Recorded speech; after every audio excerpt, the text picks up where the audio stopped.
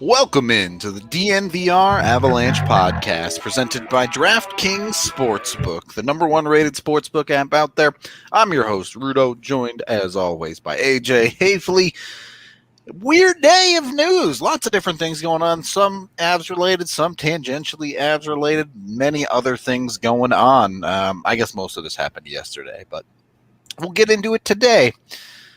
So we start with Patrick Roy, I suppose. He's our title man. Who? Yeah, who exactly? You know, no one important or anything. Just real quick, since Ian's already up in here, Ian told us to check out. He wanted us to look for a Minnesota. Yeah, there's like a wild pod that I wanted to check out that he recommended, and I couldn't remember what it was called.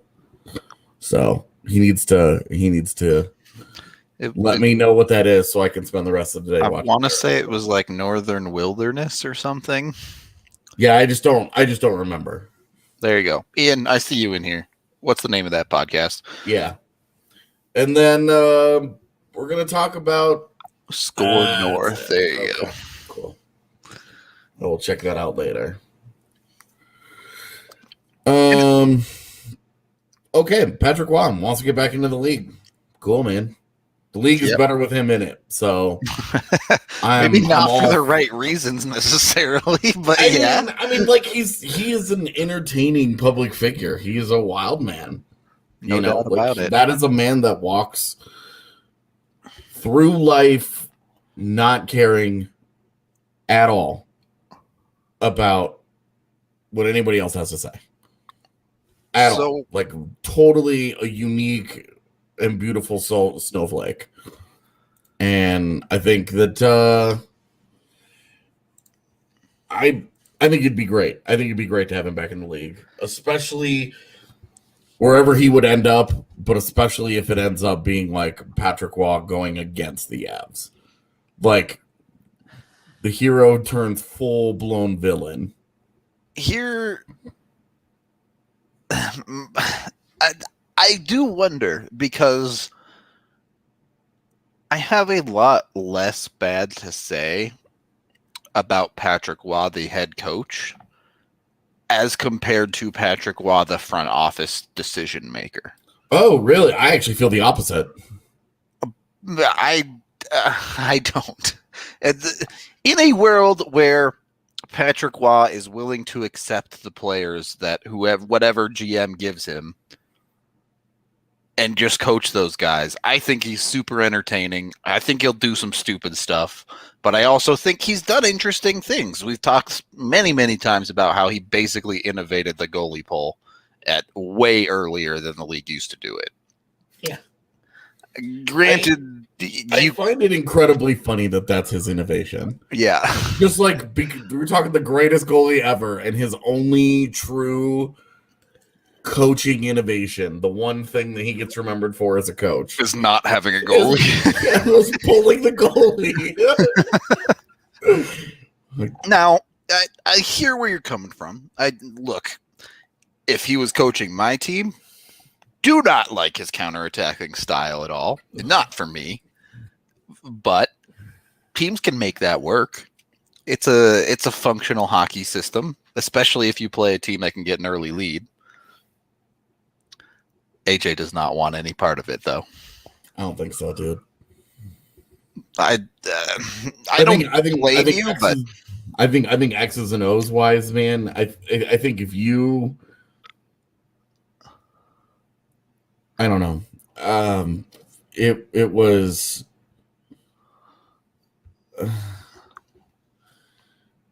Those are. I'm having PTSD flashbacks here, trying to remember what it was like watching his teams get outshot 18-40. Yeah.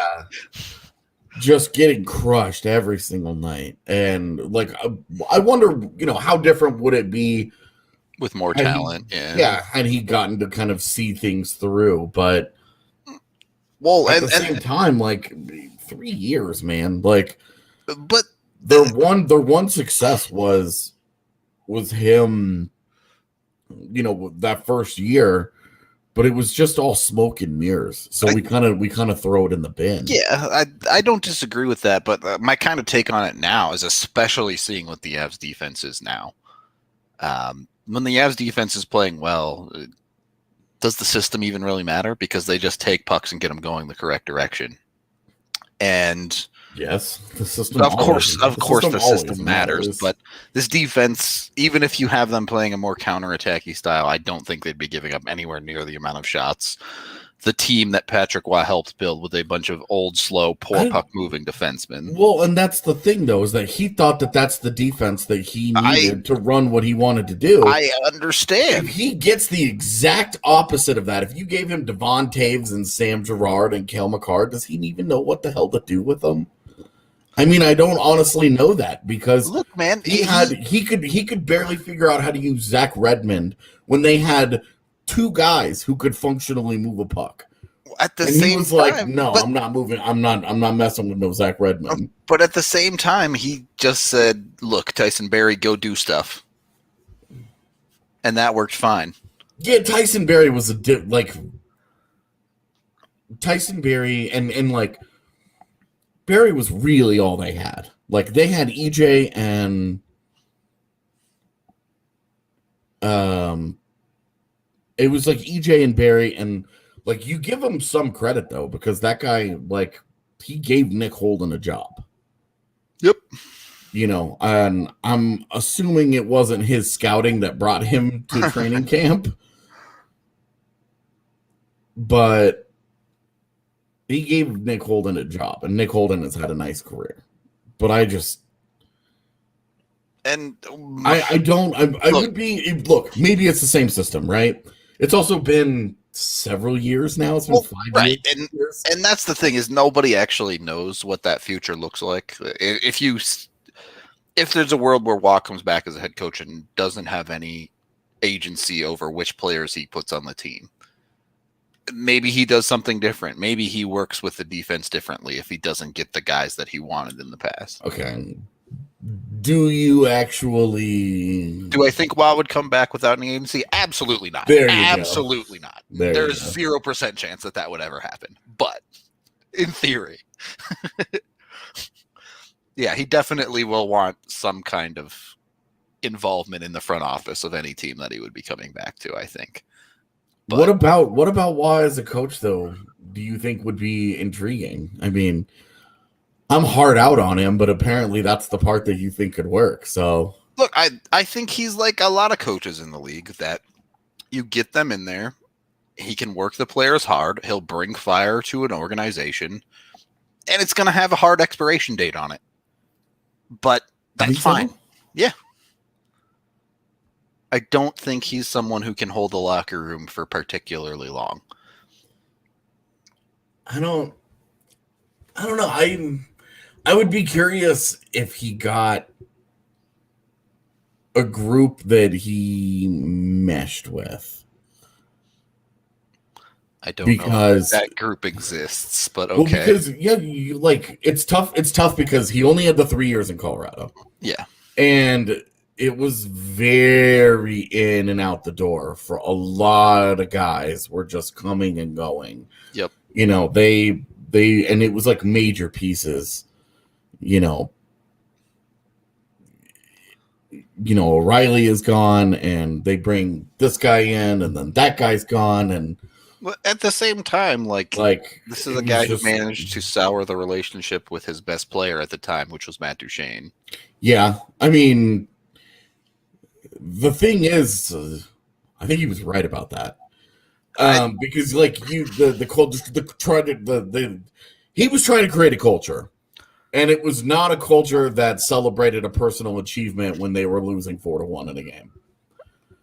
I hear you. I don't necessarily completely disagree, but the only culture you're building is a culture of losing when you're missing the playoffs for the third straight year or second straight year, I suppose, really. But yeah, sure.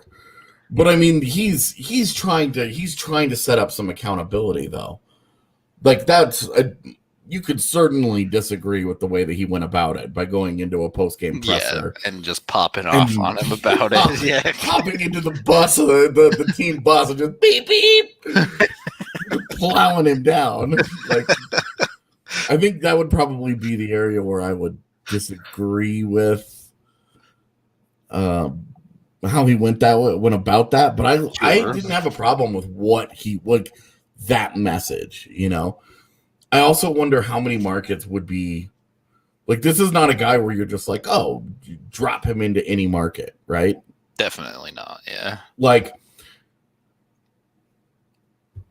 do you think he, I mean, should we have the Montreal conversation? Because I don't think Montreal will do it. Yeah. I just, they need to move on from Bergevin first. That's fair, which if they find a way to miss the playoffs to Vancouver, maybe. Totally. Like, you have to at least have the conversation, right? Yep.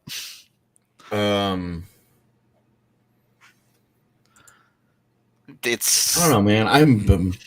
I'm having a hard time, like, it would just be, I have a really hard time envisioning, like, Patrick Waugh, like, coach of the Devils or something. Like, it only feels like there would be specific places that would be big enough for Patrick Waugh. Yeah, definitely like LA or New York or something. What would be what would even be a situation that we would imagine he would be interested in? Would he want to do a rebuild so that he could at least have input on how it gets built up, or would he rather come into, like, maybe a situation, maybe instead of the coaching, it's more front office executive, and he goes in to a place like Montreal after Bergevin is fired, and instead of trying to build it all up from the ground, he tries to retool it on the fly and make, maybe he sees what he thinks is wrong there and could help it out. I mean, I don't think he's stupid. If he has interest in coaching, I definitely think he would have interest in I don't know if, look, contending teams aren't firing coaches out here very often, but a playoff caliber team, he would love to coach, I think. Oh, that's the thing. Like, if there was a ready-made, like, playoff, like, yeah, drop him in there and, all right, let's roll, I think they could probably. But I think that would make sense. Like, would you're he right. To coach this Avs team? Sure. Like, from the little we know about his player acquisition, I think it's pretty clear that he would like certainly some agency over being able to put the guys he wants on the hockey team. Yeah. And yeah, I guess a retool in theory, if he thinks that team can make the playoffs in short order. Edwin has a suggestion of the Rangers that I think is super interesting. Because look, my God, David Quinn sucks. Yeah. That team is ready to go. Yep. You just get there and you just unleash Laugh and Kako. Like, you already have Zibanejad. That would be such an interesting fit. Because that feels like the kind of market that can handle Patrick Waugh. You have Chris Drury as the GM in waiting over there, which is somebody he knows too. That's true. So maybe there's something to it. I don't know. New York's a big market. Definitely think he'd be interested in that. I wonder how interested he'd be in like Canadian teams in general outside of just Montreal. But obviously, I don't think the Leafs are going to be doing anything. Ottawa's awful. Not a ton of great choices in Canada, maybe. Not great. Just to derail this, Evan tweeted out a few minutes ago, Byram had a setback and has not been skating. Great. And the team considers him week to week. So there's a chance he's dead. Yeah, he's dead for sure. And Logan O'Connor also had a setback and is out long term. What is happening? Says both Rantanen and Donskoy might be options for this weekend. So when the Eagles fly somewhere, this is interesting. When the Eagles fly somewhere, the Avs can't bring anyone new up for 7 days once the Eagles return, and the Avs can't bring anyone up when they're on the road. Avs are considering looking at players from the Eagles. So they just have to put them on the taxi squad before they fly. You know, I was really frustrated with all of the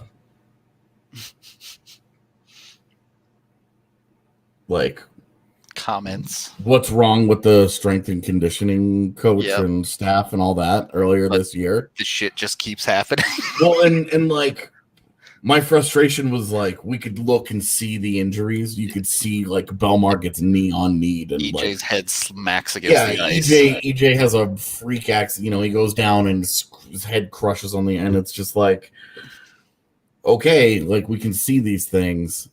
But they're having setbacks. Yeah, like practice these guys off the ice and shit. It's like O'Connor's skating in a regular jersey, getting ready to roll, and they're like, "How does he have a setback that puts him out indefinitely?" Like Jacob McDonald got hurt over a COVID pause when he's supposed to be away from the organization and everything, and it's like.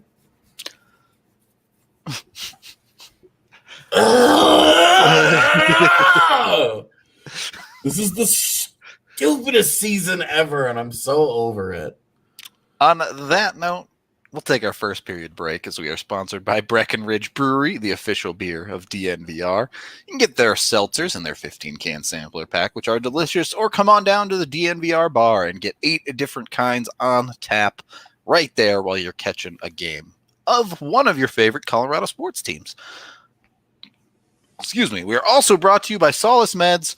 You can get down there for the next couple days. You can still get yourself entered to win a trip to Jamaica before the end of April. So now's the time. Go down there, get entered, do the thing. Also, pick up your favorite CBD THC products as well. They are awesome. For more information, head on over to solacemeds.com/sweepstakes. And use code DNVR20 when you go over there to get 20% off your entire purchase. Great deals, great opportunity to win. Yeah, do all that. Stop being sad like Allie instead. Of course, also be sure to sign up for a membership to the DNVR. You can join us in the amazing lounge. You can go ahead and get yourself a free shirt and a free mask as well when you sign up. So awesome gear. You get the 22-ounce beer down at the bar. You get the holistic wellness stick as well when you sign up for an annual membership. If you're not sure, you can always sign up for the 1 month. It's like 50 cents for the first month. You sign up at DNVR, and then when you love our content, you can stick around and get yourself an annual subscription. So, yeah, if you like our content, it's probably one of the best ways to support us is, by giving us a couple of bucks. Just like this super chat. Thank you very much, Nick. Much appreciated. Second period of the DNVR Avalanche Podcast presented by DraftKings Sportsbook. So, Patrick Waugh. I don't know. I saw someone talking about Columbus for him. I don't know if that's the big stage that he would want. We've seen more than a few players not want to go to Columbus over the years because it's not in Artemi Panarin's case, a coastal city, but considered a smaller market than many other hockey teams are. Yeah, I don't see it being Columbus. I don't know. The role of the hard part that I'm envisioning I hear is it. like, what job does he do? Because coach I can understand, but what organization after what happened in Colorado Wants and him to seeing have how- player control, yeah. Exactly. How oh my gosh. Excuse me. It was like a grenade just went off in my face. Well, you recover, and I can take this a little bit because I think we saw. Look, maybe there are people that know more of the details than everything that's been released, but from an outsider perspective, it's certainly not a good look. If you're another NHL hockey team and you're like this guy's first coaching job / president of the team job, he just bounced on when he didn't get his way. He was just, okay, I quit 3 weeks before the season because you didn't select the players that I wanted. And select is the wrong word. You didn't chase the players I wanted in free agency. It's true. But they didn't draft the guy that they wanted. They didn't do anything that they wanted. Yeah, I don't know, man.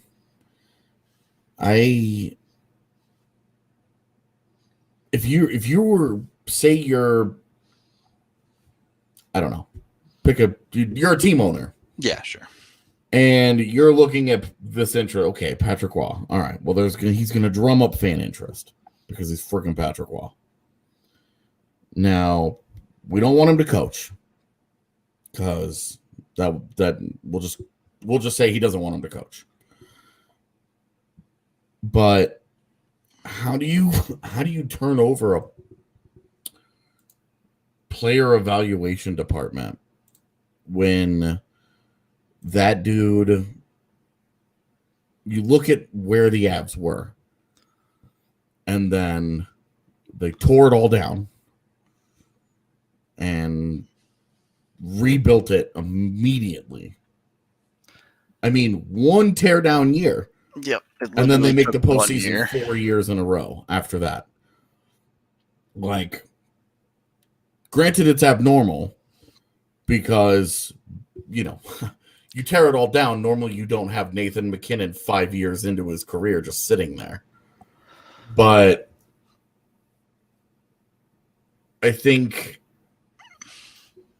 even discounting for the fact that they would be trying to get a McKinnon, how would you how could you trust that? How could you trust your player personnel department, evaluation and all of that? Yeah, I don't know how you would. Like, as you're saying this, it would be interesting in a universe where Yzerman isn't the end all be all. Wouldn't it be interesting if Blashill gets fired? Yeah. But the problem being Yzerman's basically ability to build a hockey team is entirely against the ethos of what we know as Patrick Waugh as a front office guy. But and Patrick Waugh would have to take a full step back. Yeah. But at the same time, Steve Yzerman might have the creds to pull someone in like that, yeah. Where Waugh respects that, and he says, "Okay, yeah, this guy built a badass team in Tampa Bay and bailed, and now is doing the same. He's trying to do the same thing in Detroit. I'm in on it. Like, he could easily look at Yzerman's success and say, I respect the job that guy is doing. I don't need to tell him what to do. He knows what he's doing. All I need to do is go out and coach. Yep. Like, that could absolutely be a situation where Yzerman has walked the walk as a GM. No argument there. Like, he's been money. He may not have gotten a ring with Tampa last year, but we all know Somebody built that team. like 85% of that team was built by Steve Yzerman. Yeah. So I don't know. I just think that could be really interesting. I think it would be too. Besides the whole it's Detroit thing. He may not care at all about that, right? I don't think he does. Yeah. He could be a dude that maybe that entices him. Maybe he loves that story. A little bit of the fire there. Yeah. Yeah. Like he's a fiery, passionate, competitive man in everything that he does, right? Like I don't know. You wouldn't want that from a Colorado perspective? Yeah, I as a Colorado Avalanche, definitely not. Personally, I don't want him to coach anywhere else. He's ours. Like, he's our guy. He left Montreal. He came to Colorado and built a whole second act. A thing that players really struggle to do. That's why it has to be Detroit, all right? Because the Avs were Quebec, rivals of Montreal. He dips on Montreal, demands out, and goes to the rival, even if it is in Colorado now. He dips on Colorado as a coach / president. Now he has to go to the rival. It's the Patrick Roy way. Yeah. I don't know, man. I don't know. Look, the NHL is better with Patrick Roy in it. He wants to come back. I hope he finds a spot. Yep. What that means for Colorado and blah, blah, blah, blah, blah. We'll see. But yeah, absolutely. I want Patrick Roy to be the new Brian Burke on deadline day. He needs to be the guy that TSN interviews every year. And like, he just, as he gets older, he steadily is getting more disheveled by trade deadline day. Well, and then he needs, would there be a better candidate for the guy that trades second and third and fourth round picks every year for just whatever, for three guys every single year, and he just like goes for it. It's funny because like we're joking, but like Joe Sakic does that. Yeah, he did this year. I think it's this 4 or 5 years in a row he's traded a fourth, or he's made some sort of him, like Brassard for a third. Yeah, Nemesnikov for a fourth. Yeah, this year you had Nemeth for a fourth. His fifth. And the Soderbergh deal is still really weird value. Yeah, that one's it's weird. Patterson and Patterson was part of the Nemeth deal. Yeah, the Patterson was part of the. That was the Dubnyk deal. Sorry. Yeah. So, but yeah. Anyway. Yep. It would be fun to see. But having a big personality like that makes the league better. So agreed.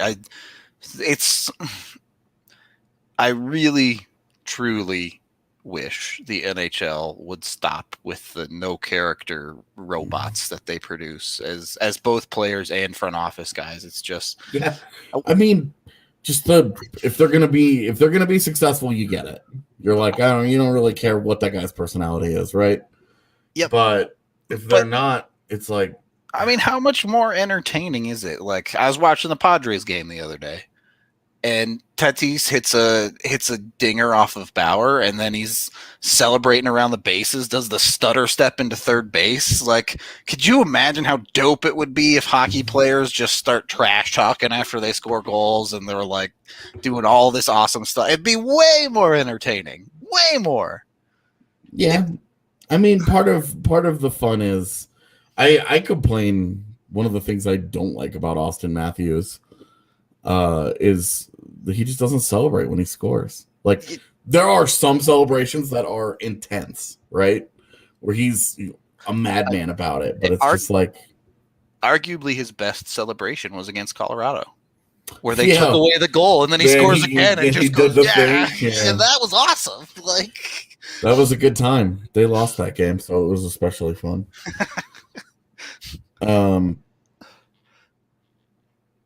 Yeah, I would love it, dude. One of the things that you've loved about Ovi his whole career is how much he loves to score goals. Yep. It's just a good time. It makes it more fun. It makes it, when a guy and other teams hate it. Yeah. That's how you build a rivalry. Well, no matter what team you bat for, make sure they don't hate it in the bedroom. With Manscaped.com, use your DNVR code to get 20% off their Perfect Package 3.0. It'll do the job whatever you need, below or above the belt, man or woman. It'll take care of everything. Whether it be their lawnmower trimmer, they have their weed whacker for your nose hairs, they got your toner, they got your deodorant, they got your moisturizer, they got your breath mints, they got your shave mats, they got all sorts of other stuff as well.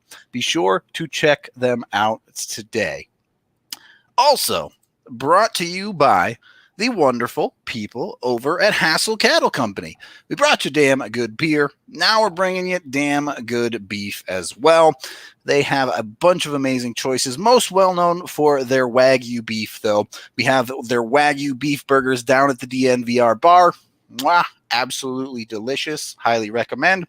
You can also order from their website. That's HASSELL. cattlecompany.com. Get on over there. If you order $200, you get free shipping, and you can also get 10% off with code DNVR10. So jump on it today.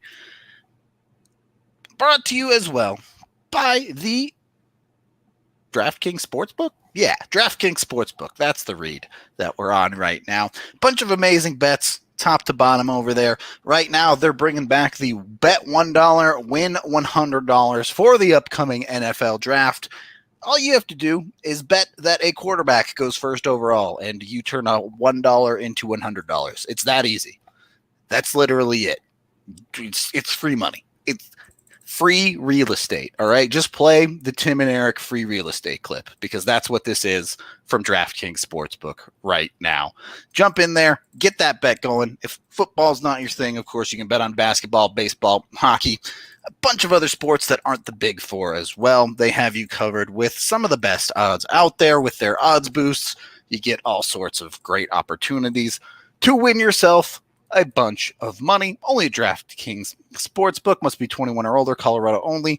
Other terms, restrictions, and conditions apply. See DraftKings.com/sportsbook for details. Gambling problem? Call 1-800-522-4700. Third period of the DraftKings Sportsbook presented DNVR Avalanche podcast. I did not say that, Allie. I definitely did not say that. It was funny. I didn't see that mentioned until just now. But Avs definitely, I mean, the Avs aren't afraid of anyone, Ian, but definitely would prefer Arizona to St. Louis. No, I don't care. I'm at the point where I don't care. I'm not going to sit here and continue to fret about a first-round freaking matchup. If you're a Stanley Cup contender, worrying about getting out of the first round is not where you eat. I'm just not. The expectations are too high. I don't care. Bring them all on. They can play them all at the same time. You can have a first round. You have a first round matchup where they play each team different day. Just one right after the other. Just line them up.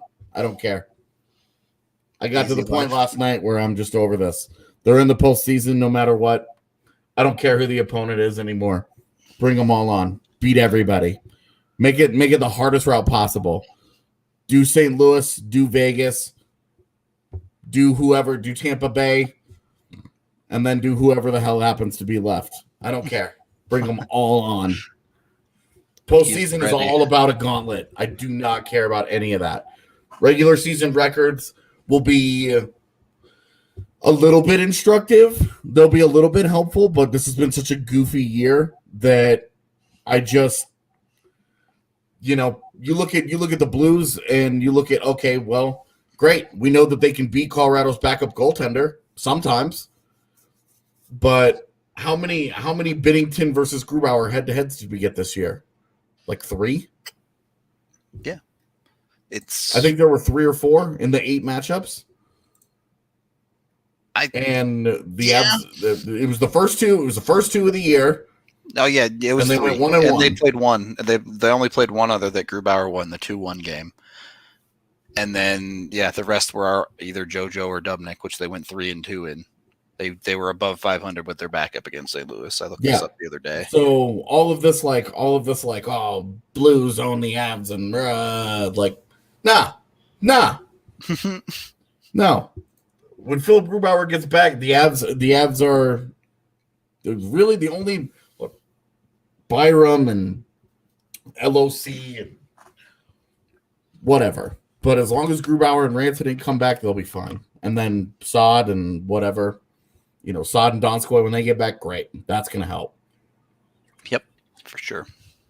But I'm at the point now where I stopped caring last night. And just bring them ready. Just ready for whoever. I'm ready. Just let's do this. These next 10 games are going to be a total waste of time. They're going to suck. They're going to be so frustrating. I don't disagree with that. Win all 10, lose all 10. I don't care that much. Let's get to it. Yep. Let's get to the part of this that matters. They're no longer that rebuilding team that clinching the postseason is super duper exciting. It was fun the night that it happened. It was nice to know. Yahtzee. Let's fucking roll. You're going to chase a cup. Let's get to chasing some cup. None of this, jockeying for position in home ice. Kill me. Let's roll. Let's get to the postseason, baby. I'm ready. I'm hyped. The final postseason with NBC. Hell to the yeah. After their broadcast the other day, I'm good. I'm good with it, man. I was like, I'm so hard out on NBC. Was very ready for it to not be NBC doing that. It is such a serious indictment of NBC that hockey fans, when news of the ESPN rights deal broke, hockey fans were like, "Bitch, please, where you been the last 20 years? Like we've been living without you." Yep. And then we had to sit through another year of NBC's coverage, and everybody's like, "Please, ESPN. Yeah, let's go. let us roll with that ESPN deal." And then the news here being that there was always going to be a second broadcaster after the ESPN deal was announced, and it's not NBC; it's actually Turner Broadcasting. Turner, yes. Give me Shaq and Chuck. Oh my God, please no. Awesome. Give me Candace Parker shutting them both down. I can live with Candace Parker. I don't need any Chuck as an announcer in my life. Really? Chuck is the one you got a problem with? I hate Chuck, dude. I'm a little offended by that big Chuck stand, so that kind of hurts my Shaq's not better, but Chuck's the worst, dude. Shaq doesn't say anything useful, but Chuck takes 300 words to say something that should take 5. So do I. I don't know about that. Give me Candace all day though. Candace is great. No argument there. Shit, dude. I think if Candace dedicated the next year to watching hockey, she could easily surpass a bunch of these dudes in terms of breaking it down. Yep. Just because she's great. Although I will say the intermission stuff on national shows have gotten a lot better. Like Patrick Sharp, I think, has been a revelation. Milbury and Bronick, and wouldn't you know it, the show got better. Kevin Bieksa has been a revelation. They have found some recent players that have been awesome. Yep. In those roles that have really shook it up and got rid of the Mike Milbury, and it'd be cool to push out Keith Jones because I just don't think he's very good at it anymore. Catherine Tappan is dope though. Like I've always liked her. I've always liked Eddie, even though everyone in Colorado hates him, but he's usually not on the post game anymore. Yeah, he non Blackhawks games, I'm good with it. Yeah, for sure. So it's what it is. It'll be Anson Carter. Yeah, Anson Carter has Carter's been great for sure. Yeah, I forgot, but yeah, I really Mike Tirico was awesome calling the outdoor game. I was so into Mike Tirico, and you go back and you listen to it, and it's just like that is a play-by-play pro. Yep. I love listening to Rico on the broadcast, and guy's great. I am curious to see who they end up having casting. Like I know the expectation for ESPN is to have Butchie Main in there, but I mean Butcher Ross and Barry Melrose, they'll play some sort of role. Yeah, for sure. But they're gonna need like a bunch of teams with Turner's doing it as well, and then we'll see. It'll be really interesting to see how that lands, because part of the problem with the NBC thing is that it's gotten super stale. Yep. Like, we're all over the broadcast teams that they have, and it's just kind of like Doc retired, and the broadcast teams were just like, it's a bunch of meh. Yeah. Basically. I'm cold. It's chilly down here. Chilly in the basement. It is chilly today. Look, the other good news here is these TV deals for the NHL are massive amounts of money compared to what they've been making from NBC. So, triple. Yep. That's good. That helps. The cap can start trending in the right direction, hopefully sooner rather than later. They've got a long way to go, man. I was talking about this on Twitter. I know today, it's a deep hole. They're still bleeding. Yep. Like they hadn't stopped. Until gates are back to pretty much 100%. They're not making money, basically. Pretty much. So they're still bleeding. And it's gonna take time, but this is the kind of thing that'll really, it's $625 million per year. And I still think that there's a door open for a streaming service deal, but it won't be hundreds of millions of dollars. Well, I mean, we'll see, right?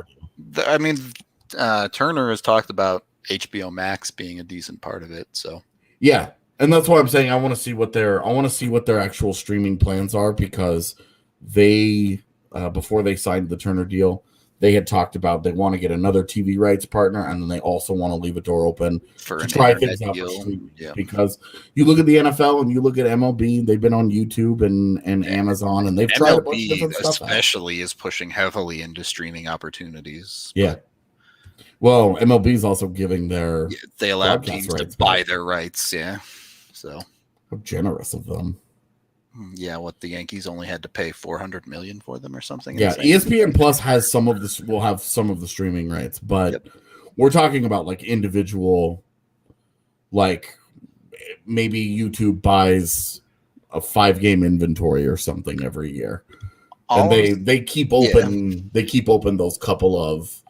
They keep open a couple of games where they can dabble into the streaming, exclusive streaming, not. This is also on TV and it's on the internet, but it's exclusively on YouTube or whatever. Yeah. Yeah. Well, I mean, my hype for HBO Max is HBO Max is the type of streaming service that in my mind could do something like only plays ice level audio, and you don't have to mix it all, so you don't bleep out all of the nonsense. Yeah, it's true. I mean, that's something that we think about. I don't know that that's something that the dudes sitting up in New York City at the league headquarters are the super focused on. Definitely not. Yeah, they're definitely not sitting around like. Do you think fans would love multiple streaming options where one of them is just audio? I mean, the answer to that is yes. Oh my God, it would be an overwhelming yes, but that's why they're not thinking about it. Yeah. Because that would require them listening to us. Oh, amazing. Yeah. That's, the NHL. Great for the NHL. So excited for them, man. Yeah, it's definitely awesome for them. A big step in the right direction, as they've been not very happy with the NBC deal as far as dollar value for a while now. But hey, great news on that front. Avalanche news we can kind of wrap up the show with. Justin Barron officially having signed his ELC, expected to join the Eagles very shortly here. Be curious what his immigration issue is. Newhook had one. Yeah, Newhook's was like big. Yeah, and I think Barron, if I'm not mistaken, I think Barron went the ATO route. He didn't burn the air, yeah. Well, I guess Barron is on an ATO. He wouldn't have burned the year. He's only 19, right? Yeah, so it wouldn't have been. But he's signed to an ATO. So I wonder what the visa issues are with an ATO versus an ELC. A little bit harder, easier, whatever. Yeah. Maybe they're exactly the same. I don't know. Me either. All I know is whatever games Barron gets with the Eagles this year, it's gravy. Yeah, W's. Yeah. For sure. If it ends up being one game, like you're happy with it, but you're also like, what the hell happened? Yeah, Barron's 19, so the ELC will slide. Yes. Yeah. He turns 20 this fall. Before January 1st is all I know, because that's the overager limit for the CHL. Yep. Either way. Cool. We did a whole show about this. Go look like 2 weeks ago, I think, and you'll see our thoughts on that for the most part. That's why like that news today, we were just kind of like, okay. Good that it's done. Next. That's pretty much it, I think, for the most part. Avs have the game against Vegas tomorrow night. We will be. It should be. I mean, despite the Avs being beat up to hell and Grubauer not playing, but McKinnon doesn't have games like that twice in a row, so there's that too. Yeah, we'll see. It's true, man. We really haven't seen performance like that out of him in a long, long time. Yep, should be fun. There you go. Thank you for the super chat, Sasha.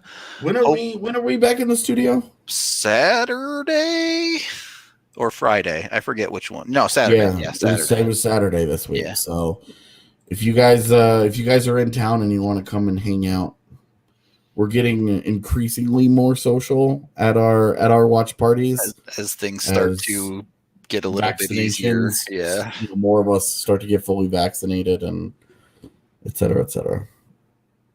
Yep. So come hang out, make friends. It's a great place to make Avalanche friends.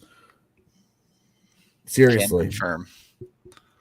Especially if Michael's there, because he'll just talk to you all night. True. Hit up your boy Cygnus. Mm-hmm. I guess on that note, we are out of here. Thank you, everyone, for watching, listening, however you consume the podcast. We appreciate all of you so very much. Be sure to like and subscribe here on YouTube. If you're not watching on YouTube, again, highly recommend. It's the best way to catch it. AJ is just so entertaining with his facial expressions. I don't know how else to put it. On occasion, you can catch my dog in the background. He's sleeping somewhere else right now. But dude, hell yeah, for Breckton. That's awesome, man. Congrats, bud. Let's go. Get in there. Back to Colorado. We're always here to celebrate second vaccinations. Right. And anybody moving to Denver, welcome. Yeah, move in with a friend. It's already too expensive to live here. Jerks. Yeah, the prices are crazy. But thank you again, and we will catch all of y'all tomorrow night.